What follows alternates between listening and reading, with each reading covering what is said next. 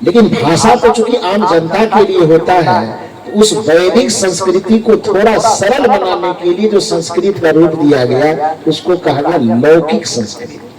क्या कहा गया? लौकिक संस्कृत।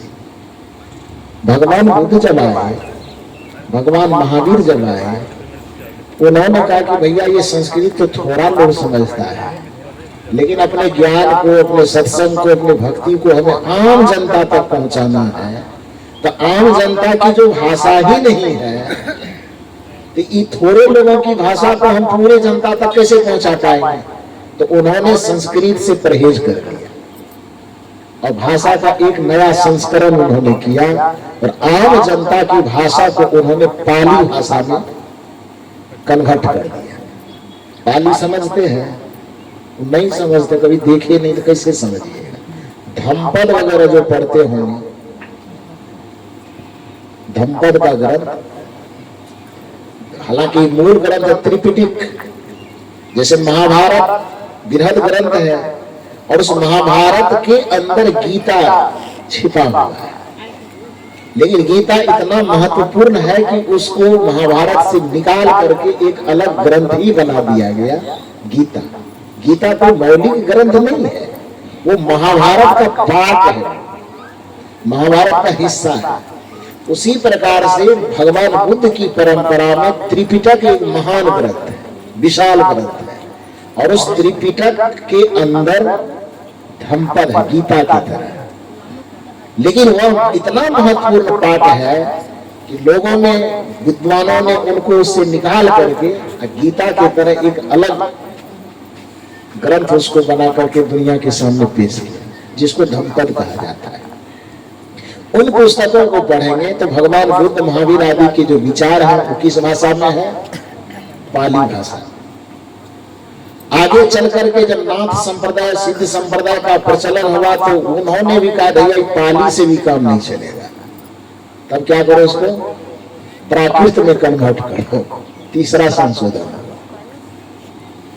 प्राकृत में कन्वर्ट होने के बाद में जब मैथिली, ये बिहार प्रदेश के मिथिलांचल इलाके में विद्यापति वगैरह हुए, जो शायद साहित्य में आप लोग कभी कभी पढ़ते होंगे, उन लोगों के जमाने में उन्होंने कहा नहीं, इसको भी और थोड़ा सा अपभ्रंश में लाए। सिद्ध संप्रदाय के भी कुछ विद्वानों ने अपभ्रंश में उसको लाया, और अपभ्रंश में आने के बाद भाषा का ये चौथा संस्करण, अपभ्रंश से ही आगे चल करके अलग अलग क्षेत्रों में जब थोड़ा थोड़ा मनुष्यता का विकास हुआ, थोड़ा थोड़ा साहित्य सृजन की भावना जगी, तो अलग अलग क्षेत्रों में लोगों ने अलग अलग भाषा का गठन किया। आपके छत्तीसगढ़ी भी एक भाषा के अंतर्गत आता है। पूर्वी मागधी से 3 भाषा निकली, अवधी, ब्रज भाषा और छत्तीसगढ़ी। हम लोग जब प्रोफेसर वाला एग्जाम दे रहे थे तो उसमें मैंने इसको इस तरह से करते थे, एबीसी करने में थोड़ा सा कोड माथा में अटता था, बैठता था। एबीसी, अवधी, ब्रज भाषा और सी से छत्तीसगढ़ी। तो एबीसी करते थे तो दिमाग में अट जाता था। तो कहने का ये अर्थ है कि उसमें 3 प्रकार के जो अपभ्रंश के 3 शाखा निकले, शौरसेनी, मागधी और अर्धमागधी। अब ये मत समझिएगा कि व्याकरण क्यों पढ़ाना शुरू कर दिए, खैर इतना डिटेल में मैं नहीं ले जाऊंगा।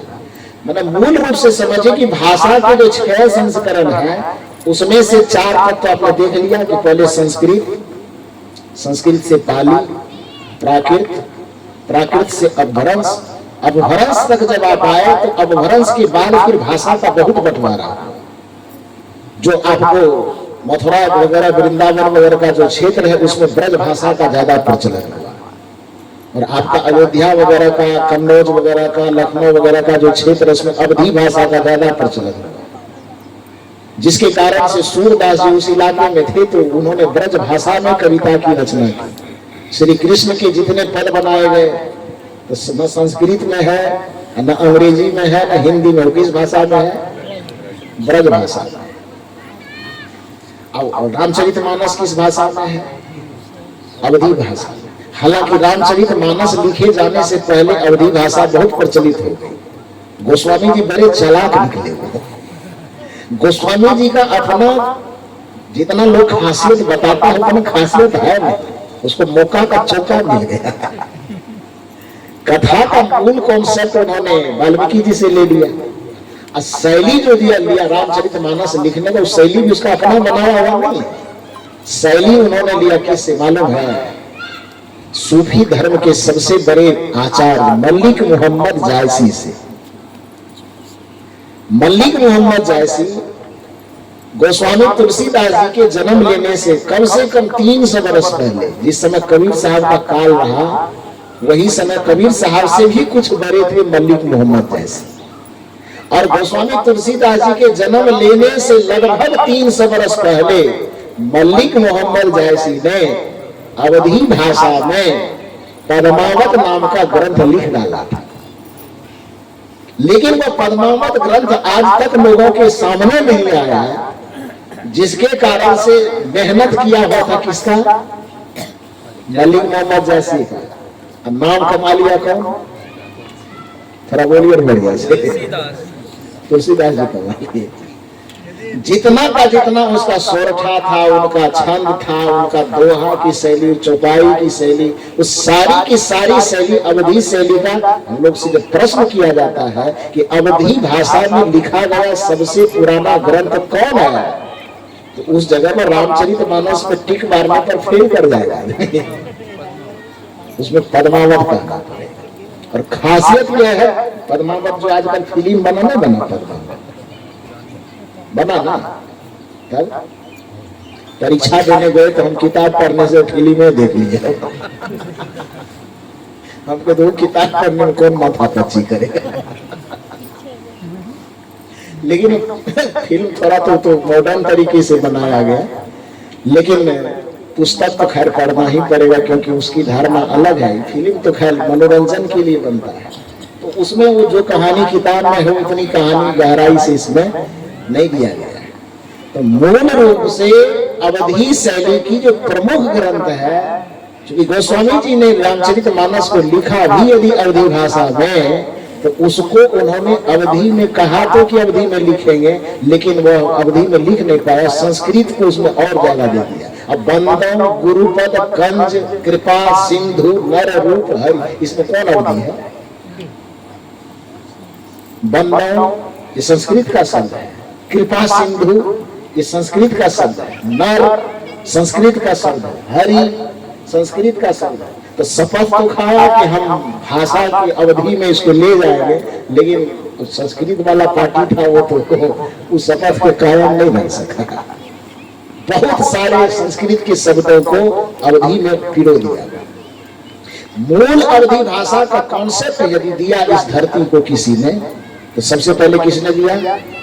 मलिक मोहम्मद जायसी ने पद्मावत लिख करके। रामचरितमानस लिखने में गोस्वामी जी को सारा चीज बनाया मिल गया। कथा मिल गया वाल्मीकि जी से और शैली मिल गया किससे? जायसी जी से। लिया लिख करके राम जी को कथा का आधार बना करके कॉन्सेप्ट उधर दोनों जगह से कॉन्सेप्ट, कथा का कॉन्सेप्ट वाल्मीकि जी से और शैली का कॉन्सेप्ट जायसी जी से ले करके बस लिख मारा और दुनिया के सामने आके चमक गया। बाप रे बाप, इतना बड़ा ग्रंथ दे दिया दुनिया को, पूछो मत। इतनी बड़ाई लूट लिए वो गोस्वामी जी, जितना बड़ाई लूटे उतनी बड़ाई के शायद हम लोगों की दृष्टि में उतना के हकदार हो नहीं है। खैर, तो मैं कहना क्या चाह रहा था कि अवधी भाषा और ब्रज भाषा आगे चल करके अवधी और ब्रज का जिस समय प्रचलन था, हिंदी की जो आज शुद्धतम शैली देखी जा रही है, उस हिंदी की उस जमाने में, जिस जमाने में ब्रज भाषा का अवधी भाषा का बोलबाला था, उस समय अवधी और ब्रज के किवाड़ को तोड़ करके उसके बीच आंगन में हिंदी को पैदा करने वाला इस धरती पे कोई महामानव हुआ तो उस महामानव का नाम है संत सम्राट सदगुरु कबीर साहब। आज उनके बीजक को देख लीजिए। यही कारण है कि कबीर साहब ने भारत के पूरे क्षेत्रों में, प्रांतों में, छत्तीसगढ़ में, बिहार में, उत्तर प्रदेश में देश विदेश हौफ फिरा। कबीर साहब ने कहा देश विदेश के किसी भी इलाके में गया और वहां के जनमानस को उन्होंने समझा, और किसी एक ब्रज की या अवधि की वकालत उन्होंने नहीं किया। अपनी भाषा में पूरे देश की संस्कृति को समेटने का उन्होंने, छत्तीसगढ़ आया तो कुछ छत्तीसगढ़ की बातें, बिहार गया तो कुछ बिहार की बातें, बंगाल गया तो कुछ बंगाल की बातें, उत्तर प्रदेश में तो वो थे ही, तो वहां की बात तो रहना जरूरी ही है। देश के जिस कोने में गए वहां की भाषा का, लोक भाषा का प्रतिनिधित्व करते हुए सारी भाषाओं का समावेश करके जो हिंदी का पुराना स्वरूप हो सकता है, उस स्वरूप में हिंदी भाषा को इस धरती पर लाने का काम सबसे पहले सदगुरु कबीर साहब ने किया। तो जिस भाषा को पैदा ही उन्होंने किया, वो पैदा करने वाले को कहते हैं कि अनपढ़ है। पैदा करने वाला अनपढ़ हो गया और उसके 4 अक्षर को आज पढ़ करके समझते कि हमसे बड़ा विद्वान कोई नहीं है। कैसे समझ रहा है? कौन दृष्टिकोण से? दूसरी बात है, फिर उस हिंदी में संस्करण कहां से हुआ? जब 1800 कुछ ईस्वी में हिंदी के जगत में भारतेंदु हरिश्चंद्र का जन्म हुआ। नाम सुने हैं ना? आधुनिक हिंदी साहित्य के पिता किसे कहा जाता है? यदि प्रश्न किया जाए आपको कि आधुनिक हिंदी साहित्य का पिता कौन है, भारतेंदु हरिश्चंद्र का नाम क्यों आता है? क्योंकि जिस भाषा को बोल करके आप बड़े विद्वान कहलाते हैं, उत्पन्न तो किया कबीर साहब जैसे लोगों ने, उत्पन्न किया उधर अमीर खुसरो ने, बना करके मुखड़ियां बना करके, तो क्या कहते हैं उसको, पहेलियां बना करके, थोड़े थोड़े से शब्दों में हिंदी को उन लोगों ने उत्पन्न किया। अध्यात्म संत के जगत में कबीर साहब ने, उधर कविता कवि की जगत में अमीर खुसरो। और उसके बाद आगे चल करके, लेकिन वो हिंदी तो इतना सीधा नहीं होगा जितना शुद्ध आज बोलते थे, ऐसा तो नहीं होगा, क्योंकि नया नया उत्पन्न हुआ है, तो अभी इतना संशोधित कैसे हो जाएगा? तो आगे चल करके फिर एक भाषा को नया संस्करण देने के लिए जब आधुनिक हिंदी जगत में भारतेंदु हरिश्चंद्र का जन्म होता है, तब फिर उन्होंने कहा नहीं है भैया, ब्रज भाषा वगैरह से काम चलने वाला नहीं है, और उन्होंने दुनिया को हिंदी दिया। इसलिए हिंदी, आधुनिक हिंदी साहित्य के पिता भारतेंदु हरिश्चंद्र कहलाते हैं। आगे चल गए, हालांकि उन्होंने लेख का विषय, गद्य का विषय तो हिंदी को बनाया, लेकिन ब्रज भाषा अवधि से भी ज्यादा ब्रज भाषा का इतना पकड़ था कि कविता की रचना जब भारतेंदु हरिश्चंद्र भी करते थे तो वो ब्रज भाषा में ही करते थे। लेख लिखते थे हिंदी में और कविता लिखते थे ब्रज भाषा। नया नया होने के कारण उनका हिंदी भी इतना अशुद्ध होता था, वो अशुद्धता पर ध्यान नहीं देते थे। उनको लगता था कि लिखना है, शुद्ध हो से क्या मतलब है। हिंदी का जो आज शुद्ध रूप देखने को मिलता है, हिंदी का शुद्धिकरण किसने किया मालूम है? आचार्य महावीर प्रसाद द्विवेदी। अब आप कहेंगे कि आप प्रवचन करने आए कि लेक्चर देने आए बुरा नहीं लग रहा है? मेरी बात समझ रहे हैं जी? हाँ, तो महावीर प्रसाद द्विवेदी जब आए तो उनको लगा कि ना, भाषा को इतना उठपटांग हम नहीं रहने दे सकते हैं। भाषा को उत्पन्न करने का श्रेय जाता आधुनिक भाषा को भारतेंदु हरिश्चंद्र पर, और उस भाषा को संशोधित करके आज जिस रूप में हम भाषा को समझ रहे हैं, उस संशोधित करने का श्रेय जाता किनको? महावीर प्रसाद द्विवेदी को। और महावीर प्रसाद द्विवेदी एक ऐसे प्रकाश स्तंभ है जहां से हिंदी को विकसित करने के लिए काशी से सरस्वती पत्रिका का प्रकाशन होता था। उसमें महावीर प्रसाद द्विवेदी बहुत सारे लेखकों को उन्होंने पैदा किया, प्रेरित करके लोगों को बार बार कहते लेख लिखिए। कोई भी कितना बढ़िया टेढ़ा मेढ़ा लेख लिख करके देते थे, महावीर प्रसाद द्विवेदी उसको ठोक बजा करके एकदम सीधा कर देते। देश को राष्ट्र कवि देने वाला श्रेय किसको है? महावीर प्रसाद द्विवेदी को है। राष्ट्र कवि के नाम से बिहार का एक प्रसिद्ध कवि प्रचलित है, दिनकर जी, लेकिन राष्ट्र कवि का दर्जा उनको नहीं मिला था। राष्ट्र कवि का दर्जा मिला था मैथिली शरण गुप्त को। जो मैथिली शरण गुप्त राष्ट्र कवि बने किसके आधार पर थे?